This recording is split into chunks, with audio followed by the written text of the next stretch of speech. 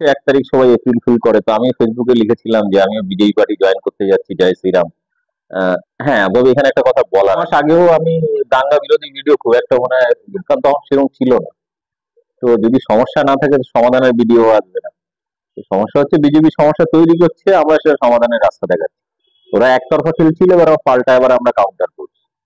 আর basically যেগুলো ঘটনা আমরা দেখেছি পশ্চিমবাংলায় এখনো পর্যন্ত সবগুলো এই মন্দিরে মূর্তি ভাঙা বা এই ধরনের যে ঘটনাগুলো শোনানো হচ্ছে, এবং প্রত্যেকটাতে আমরা দেখেছি যে সেখানে ধরা পড়ছে হিন্দু যুবক এবং তার ব্যাকগ্রাউন্ড কি আরএসএস বিজেপি।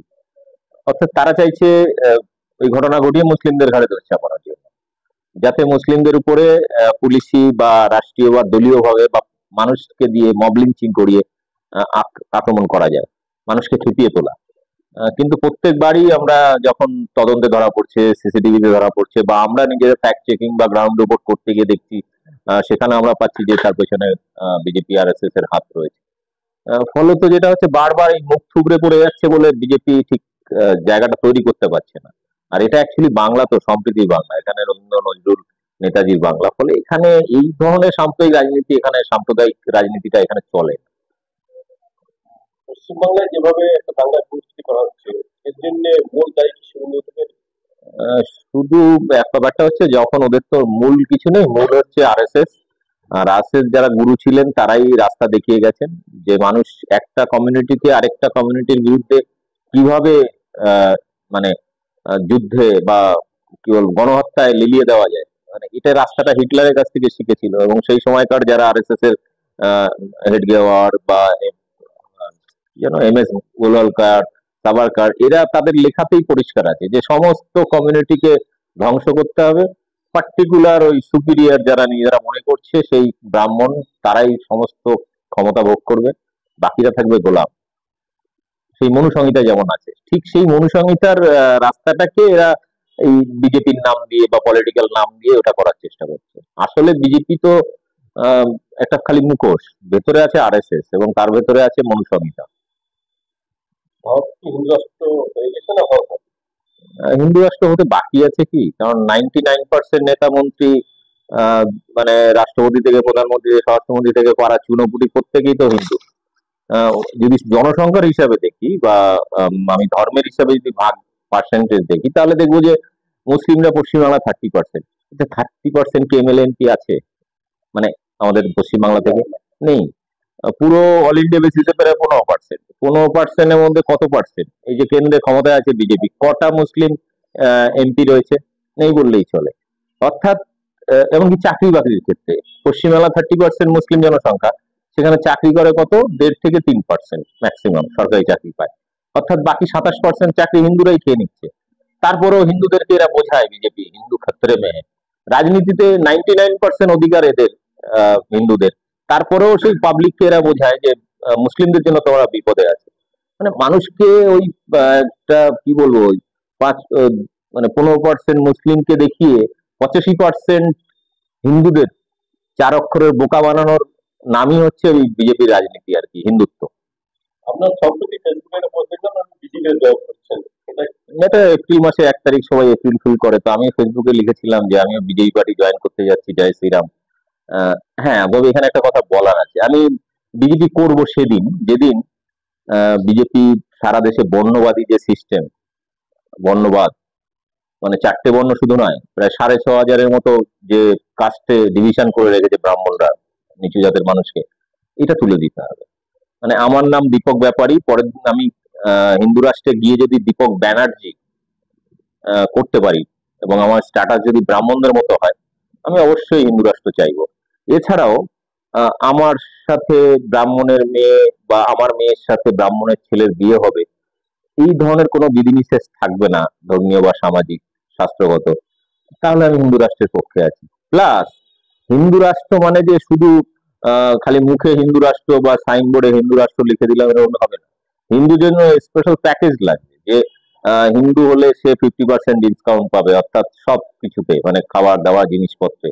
না হলে আমি অন্য দেশের সাথে কি লাভ? আমার যদি মোল্লাদের সাথে একই জিনিসে একই দামে কিনতে হয় সবকিছু, তাহলে আমি কেন মুসলিমদের বিরুদ্ধে কেন যুদ্ধ করতে যাবো হিন্দু রাষ্ট্র বানাতে গিয়ে? আবার কোন মুসলিম যদি বলে আমি ঘর বাপসি করবো, অর্থাৎ তাদের পূর্বপুরুষ যেহেতু হিন্দু ছিল, ফলে তারা যদি বলে ঠিক আছে আমাদেরও ফেসিলিটিস লাগবে, আমরা মুসলিম থেকে হিন্দুতে আসবো, তো তাদের জন্য স্পেশাল প্যাকেজ। যেমন কি হয়, যখন বিভিন্ন উগ্রবাদী সংগঠন বা বিচ্ছিন্নতাবাদী সংগঠন কিংবা আদিবাসীরা তারা সরকারের বিরুদ্ধে, রাষ্ট্রের বিরুদ্ধে যুদ্ধ করছে, তখন তাদেরকে যেমন গভর্নমেন্ট প্যাকেজ দেয় যে তোমরা অস্ত্র আত্মসমর্পণ করো, অস্ত্র সংবরণ করো, তোমাদের আমরা সরকারি চাকরি দিচ্ছি। অনেকে পুলিশ, মিলিটারিতে, হোমগার্ডে চাকরি পাচ্ছে, সরকারি চাকরি পাচ্ছে।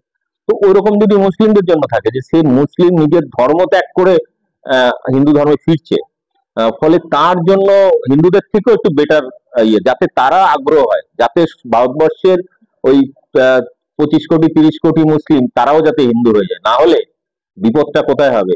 এই বিজেপি আর এস এস এর মূর্খ অন্ধভক্তরা বলে অখণ্ড ভারত তৈরি করব।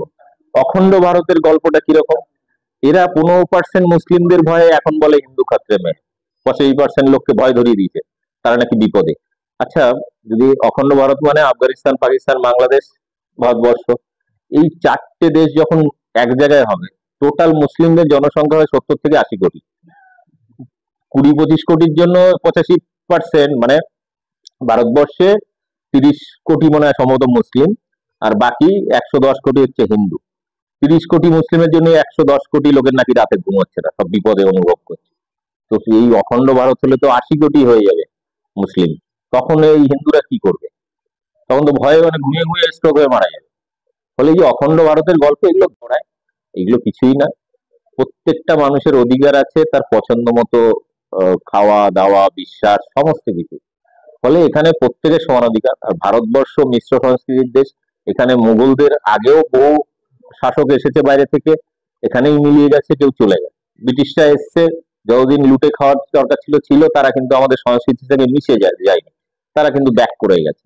কিন্তু মুঘলদের কয়েকজন মাত্র শাসক এসেছিল, তারা কিন্তু এখানেই মিলিয়ে গেছে, মানে রিটার্ন গেছে আমার জানা নেই। কিন্তু বাকি সেই সময়কার ব্রাহ্মণ্যবাদী রাজা জমিদার ব্রাহ্মণদের অত্যাচারে যে গরিব মানুষগুলোর উপর জুলুম করতো, তাদের উপর ঋণের বোঝা, অত্যাচার, জমিদার রাজার লেটেল বাহিনীর অত্যাচার, ফসলের ফলাতো সারা বছর কষ্ট করে সেই ফসল তুলে নিয়ে চলে যেত, মানে সেখান থেকে বাঁচার জন্য তারা কি করলো, পুরো মুঘল আমলের ধর্ম পরিবর্তন করে একটা বড় পোর্শন। এটা তো স্বামী বিবেকানন্দের লেখাতেই আছে।